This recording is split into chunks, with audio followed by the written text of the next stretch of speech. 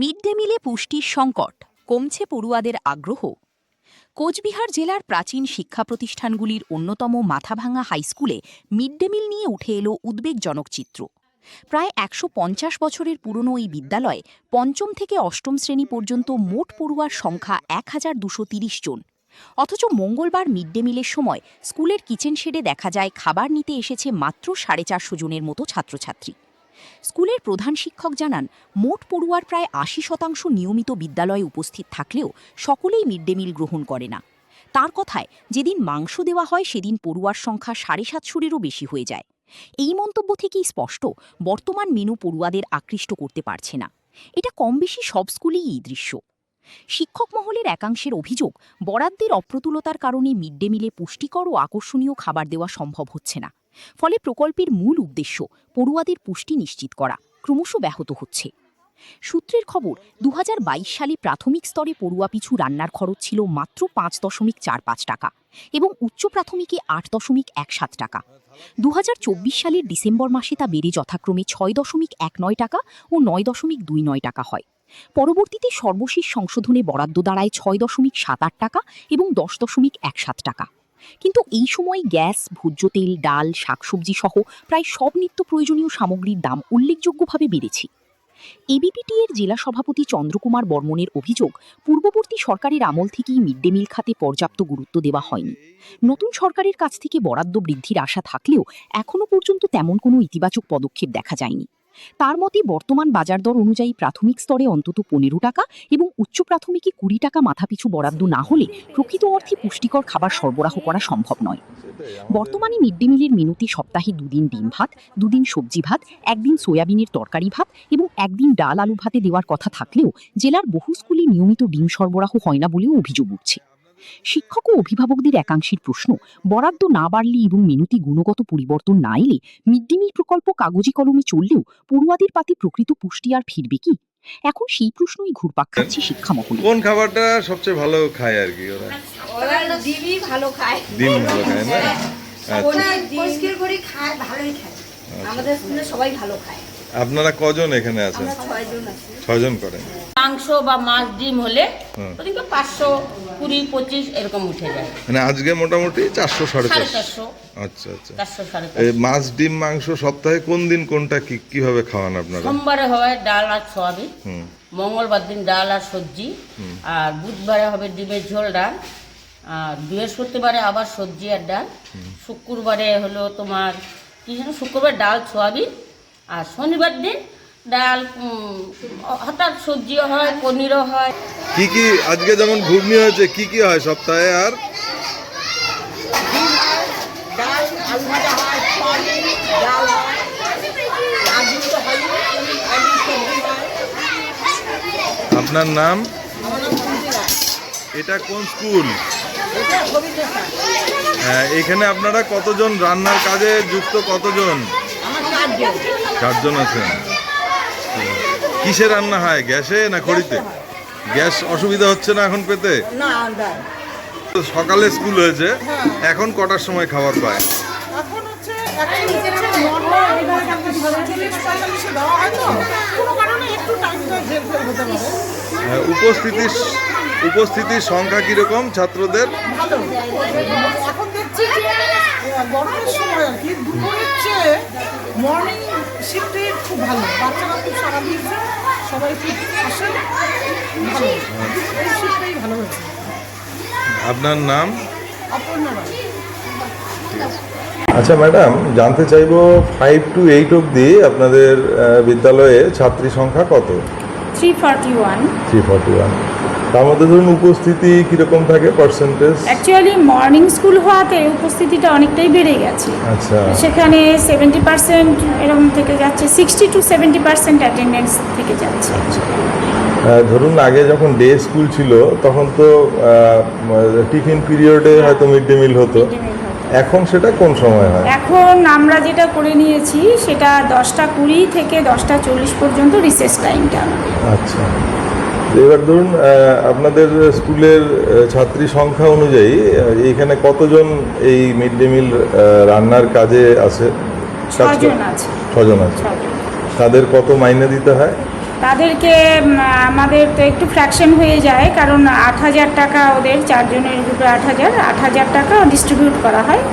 ওরা সেটা ওরা সেটা ওদের গ্রুপ লিডার যিনি আছেন তার হাতে চেক দিয়ে দেওয়া হয়, তিনি ডিস্ট্রিবিউট করে দেন। আচ্ছা, সপ্তাহে 5 দিন কি কি খাবার মোটামুটি একটা কিভাবে হ্যাঁ। দেওয়া হয়? অ্যাকচুয়ালি বুধবারই শুধু ডিম থাকে ওদের, তা বুধবার ডিম থাকে, বাদ বাকি দিন তো ডাল সবজি সয়াবিন থাকে। আমরা নিজেরা পনির দিয়ে দিই ওদেরকে, মানে একটু মেনুটা অনেক সময় মানে ভালোর জন্য, স্টুডেন্ট যেটা খেতে ভালোবাসে সেটাও অনেক সময় আমরা করি আর কি। আচ্ছা, হ্যাঁ, কিন্তু যা ধার্য করা থাকে তার মধ্যেই তো করতে হয়, তাছাড়া তো সম্ভব নয়। এই যে দামটা যেটা ধার্য আছে সরকারি দাম, সেটা কতদিন আগে ফিক্স হয়েছিল মোটামুটি? সেটা মোটামুটি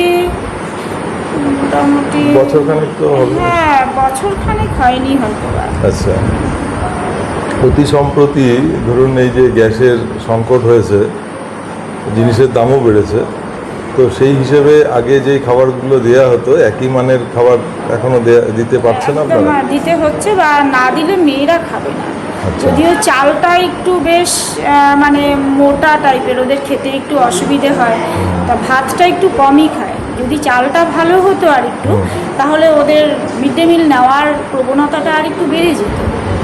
হ্যাঁ, ধরুন যেটা উপস্থিতি হয়, উপস্থিতি কি 100 ভাগই ওরা মিড ডে মিল নেয়? হ্যাঁ, ইদানিং তো নিচ্ছেই, কারণ যেহেতু সকালের স্কুল তো ওরা দূর থেকে হেঁটে, আমার মেয়েরা তো 90% মেয়ে রিমোট এরিয়া থেকে আসে, সেজন্য ওরা সকালবেলায় হেঁটেই স্কুলে আসে হয়তো বা, তা সেক্ষেত্রে ওরা নিচ্ছে, মিড ডে মিল নিচ্ছে। কটা গ্যাস লাগে মাসে? গ্যাস মোটামুটিভাবে 8খানা গ্যাস তো আমার লাগেই। একটা লাগে। 8খানা তো কম করে, 8 থেকে 12খানা গ্যাস আপনি ধরে রাখুন। গ্যাস এখনো পাচ্ছেন ঠিক মতো? গ্যাস মাঝখানে যখন ক্রাইসিস হয়েছিল ওই পিরিয়ড জ্বালানি হিসেবে লাকড়িকেও প্রেফার করেছিলাম। আচ্ছা, আচ্ছা। ইভেন লাকড়ি দিয়ে রান্না হয়েছে আমার, আচ্ছা। মানে বিফোর সামার ভ্যাকেশন সেখানে লাকড়ি দিয়েও রান্না হয়েছে, সেজন্য আমি ওই প্রবলেমটা খুব একটা ফেস করিনি। এখন যেমন ফ্রম টুডে অনওয়ার্ডস গ্যাস দিয়ে রান্না হচ্ছে আর কি। এবার বলবো, ধরুন এই যে আপনাদের স্কুলের যে স্টুডেন্ট সংখ্যা অন্যান্য হাই স্কুল বা মাথাভাঙা গার্লস হাই স্কুলের তুলনায় কিছুটা কম, এক্সেসিভলি কম। হ্যাঁ, এবার যত নাম্বার বেশি হয় খাওয়ার ক্ষেত্রে তাদের এক্সপেন্সটা কমে। অ্যাকচুয়ালি আপনারা সেইখানে তো অসুবিধা অনেকটাই হয়। অসুবিধা অনেকটাই হয়, ইভেন এমনও হয়, এটা আমি এমডিএম সেকশনে জানিয়েছি, মানে আমি জয়েন করার পরেই জানিয়েছি যে আমার মেয়েরা যেহেতু দেখুন রিমোট এরিয়া থেকে আসে, মিড ডে মিল ধার্য শুধুমাত্র 5 to 8 পর্যন্ত, তা এমনও মেয়েরা আছে 9, 10, 11, 12 তারা কিছু না খেয়ে স্কুলে আসছে। সুতরাং আমার কাছে এসে যখন বলে যে ম্যাডাম আমরা তো কিছু খেয়ে আসিনি, বাড়ি চলে যাব, খিদে পাচ্ছে, তখন আমি বলছি না, বাড়ি যেতে হবে না, তোমরা মিড ডে মিল খেয়ে নাও, মিড ডে মিল খেয়ে নাও। এরকম আমার প্রত্যেক দিন এসে দেখতে পারবেন আপনারা, যখন মিড ডে মিল দেওয়া হয় ওদেরকে, তা সেখানে ধরুন অনেকটা সংখ্যায় 9, 10, 11, 12 মেয়েরা কিন্তু মিড ডে মিল আমার খায়।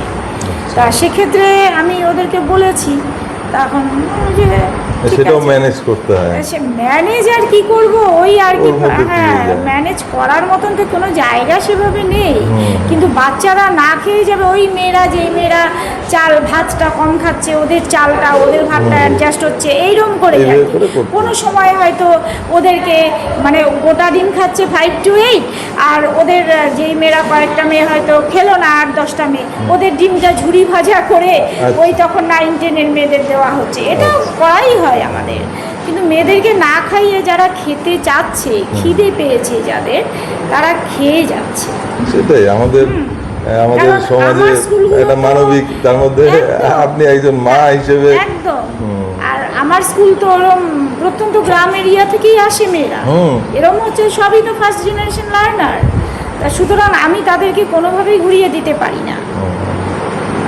ঠিক ঠিক আছে ম্যাডাম, অনেক অনেক ধন্যবাদ আপনাকে। Thank you. নমস্কার। আচ্ছা, আপনাদের স্কুলে এই মুহূর্তে মোট ছাত্রী সংখ্যা কত? আমাদের 5 to 12 এই মুহূর্তে 2536 জন এবার ধরুন মিড ডে মিল তো হয় 5 থেকে 8 পর্যন্ত। তো 5 থেকে 8 অবধি ছাত্রীর সংখ্যা কত? 1548। এবার ধরুন মিড ডে মিলে এই 1548-এর মধ্যে কতজন ছাত্রী নিয়মিত আসে, মানে এভারেজ অ্যাটেন্ডেন্স কীরকম? যেটা হচ্ছে 1548-এর মধ্যে এবার মর্নিং স্কুল হওয়াতে অ্যাটেন্ডেন্সের সংখ্যা বেশি, আচ্ছা। কিন্তু ডে স্কুলে আমরা দেখেছি অ্যাটেন্ডেন্সের সংখ্যা একটু কমই থাকে তুলনামূলকভাবে।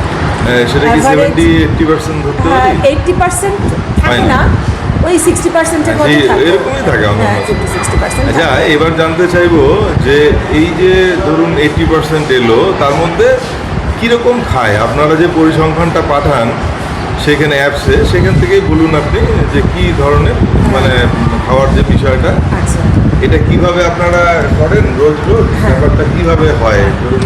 আমরা যেমন ধরুন প্রতিদিন স্কুলের প্রেয়ারের পর ফার্স্ট পিরিয়ডে হিসাব নিয়ে নিই কতজন এসছে এবং কতজন মিড ডে মিল খাবে।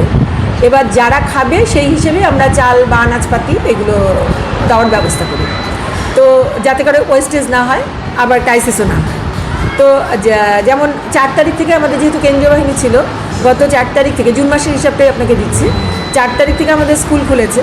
সেখানে ক্লাস 5-এ খেয়েছে 93 জন, 6 to 8 খেয়েছে 178 জন। 5 তারিখে কিন্তু আবার 5-এ খেয়েছে 170 জন, যেহেতু উপস্থিতির হার বেশি ছিল, আর 6 to 8 খেয়েছে 500 জন। আবার 6 তারিখে খেয়েছে 5-এ 98 জন, 6 to 8 খেয়েছে 183 জন। কিন্তু 8 তারিখ আবার উপস্থিতির হার বেশি ছিল, 5-এ খেয়েছে 200 জন, 6 to 8 খেয়েছে 557 জন। গতকাল 5-এ খেয়েছে 82 জন, আর 6 to 8 খেয়েছে 220 জন।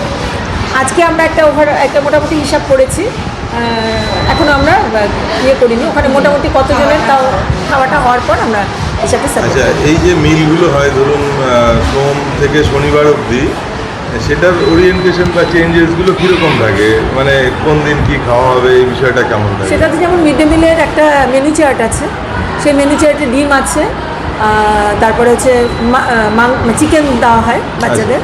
সে ডিম হচ্ছে সপ্তাহে আমরা একদিন দিই, না 2 দিন দিই, আর চিকেন হচ্ছে আমরা 2 সপ্তাহে একদিন করে দিই। 14 দিনে একদিন, আর বাদ বাকি দিন ভেজ বাদ বাকি দিন ভেজ, মানে ভেজের পনিরও মধ্যে থাকে, পনির আছে। পনির আছে। আর ভেজের মধ্যে তো শুধু ভেজিটেবলই থাকে নাকি এই ওগুলো থাকে, সোয়া চাং ফাং এগুলো থাকে? না ভেজ, হ্যাঁ সবজি থাকে, না না সোয়া চান ওগুলো বলছে না, ডাল। সবজি থাকে, ডাল থাকে। হ্যাঁ, আচ্ছা, এবার আপনারা কখনো দেখেছেন কি মানে এই যে খাবারের যে ভ্যারিয়েশন হয়, বিশেষ দিনে বিশেষ একটা আইটেম হলো, তাতে কি ছাত্রীদের উৎসাহ বাড়ে বা কমে? এটা তো স্বাভাবিক কথা, যেমন চিকেনের দিন বাচ্চারা একটু বেশি খায়, ডিমের দিনও বাচ্চারা খেতে পছন্দ করে বেশি, সেদিন একটু সংখ্যায় ওরা বেশি খায়। এবার যে রেটটা দিয়েছে গভর্নমেন্ট থেকে, সেটা কিভাবে ধার্য করা হয়েছে? সেটা তো মাথা পিছু, যেমন 5-এর জন্য 6 টাকা 78 পয়সা, আর 6 to 8 বাচ্চাদের জন্য হচ্ছে মাথা পিছু 10 টাকা 17 পয়সা। এই তো হচ্ছে আমাদের রেট।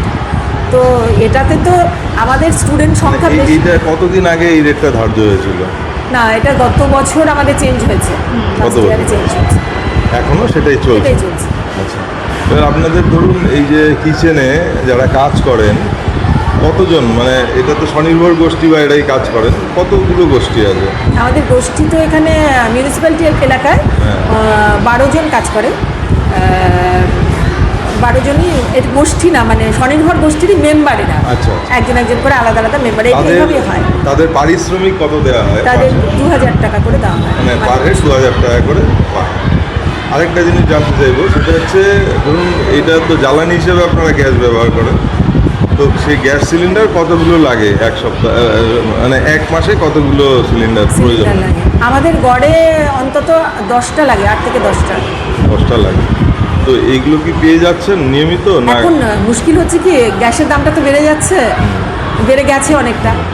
সব কিছুই কিন্তু খাওয়ারের ওপরও তার প্রভাব পড়বে, কারণ গ্যাস ধরেই তো 10 টাকা 17 পয়সা বা 6 টাকা। মানে আগে যে গ্যাসের দাম ছিল, প্রাপ্যতা ছিল, সেটা স্বাভাবিক খাওয়াতে তার ছাপ পড়বে, জিনিসপত্রের দামও বাড়ছে। এটা তো খুবই কম টাকা না, এটা তো আর টাকাটা আর একটু বেশি বাড়ানো উচিত বাচ্চাদের। এই নিয়ে কি আপনারা কোনো আপনাদের যে স্কুল কমিটি বা আপনাদের হায়ার অথরিটির সাথে দরবার করেছেন? হায়ার অথরিটি এর আগে ইন্সপেকশনে এসেছিলেন, ওনাদেরও বলা হয়েছে যে এটাতে কিছু করার নেই। অ্যাকচুয়ালি এটা তো গভর্নমেন্টের থেকে অনুদান, এখন গভর্নমেন্ট যদি বাড়ায় সব দিকটা বিচার বিবেচনা করে, তাহলে বাচ্চারাও ভালো মানের খাবার পায়, আর কুকদেরও আমার মনে হয় টাকাটা খুব কম, অল্প, তো তারাও ঠিকঠাক মতো কাজ করতে উৎসাহ বোধ উৎসাহী করবে। হবে। ঠিক আছে, ধন্যবাদ, আপনি এই তথ্যগুলো দিলেন। সর্বস্তরে একটা জাগৃতি দরকার। এটা কারো একার পক্ষে মনিটর করা কিন্তু সম্ভব নয়। আমি বলবো যারা গার্জিয়ানরা আছেন, অভিভাবিকারা আছেন, আপনারাও সজাগ থাকুন, আপনারাও খোঁজখবর নিন, মাঝে মাঝে স্কুলে যান, কোন দিন কি খাওয়ানোর কথা ঠিক করে খাওয়াচ্ছে কিনা বাচ্চার কাছে জিজ্ঞেস করুন। প্রত্যেকটা অভিভাবক যখন সচেতন হবেন, গিয়ে স্কুলে যান, গিয়ে খোঁজখবর করুন। আমি ঝগড়া করতে যেতে বলছি না, গিয়ে খোঁজ করুন, স্বাভাবিকভাবে জিজ্ঞেস করুন যে আপনাদের এই রুটিন আছে, এটা কেন হচ্ছে না। এটা কিন্তু হওয়া দরকার। আর যারা অফিসিয়ালস আছেন তারাও মাঝে মাঝে আসুন, এখানটা তদন্ত করুন, এনকোয়ারি করুন। কারণ দেখুন, একটা সিস্টেম যখন পচে যায় না, তখন সেখানে অনেক রকম সমস্যা তৈরি হয়। সেটা কারো একার পক্ষে কিন্তু এই সিস্টেমটাকে সংশোধন করা সম্ভব নয়। সেই জন্য এই ব্যবস্থার সাথে যারা জড়িয়ে আছেন, প্রত্যেকের দায়িত্ব, প্রত্যেকেরই কর্তব্য যে আমাদের পড়ুয়াদের আমরা পুষ্টিকর খাবার দেব, ভালো পোশাক দেব। সুতরাং এটা একটা বড় দায়িত্ব, কর্তব্যের মধ্যে পড়ে। সুতরাং আসুন আমরা সবাই এগিয়ে আসি, সবাই নিজের নিজের দায়িত্ব যদি আমরা পালন করি, আগামী দিনে নিশ্চয়ই একটা সুন্দর ভবিষ্যৎ, একটা সুন্দর শিক্ষা ব্যবস্থা আমাদের এই পশ্চিমবঙ্গে তৈরি হবে, এটা আমরা আশা করছি। ধন্যবাদ এবং নমস্কার।